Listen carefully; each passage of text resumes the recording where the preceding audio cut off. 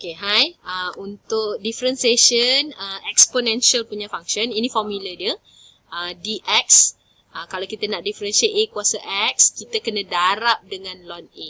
Bukan bahagi dengan ln A. So, kalau untuk soalan ni, y equals to 5 to the power of X, kita dapat dy over dx equals to, salin balik, 5 kuasa X, darabkan dengan differentiate power 1, darabkan dengan ln 5.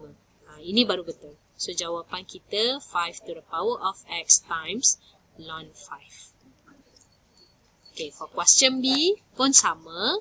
Kita ada y equals to, base kita adalah 3. So, kita ada y equals to, salin balik, x square minus 2x times with differentiate power 2x minus 2 and then times ln 3. So, ini jawapan kita. Kalau kita ada y equals to e to the power of 2x, so kita dapat dy over dx equals to e to the power of 2x times 2 times ln e. So, masih jawapan kita adalah 2e to x. So, take note kat sini dia adalah darab ln 5, darab ln 3.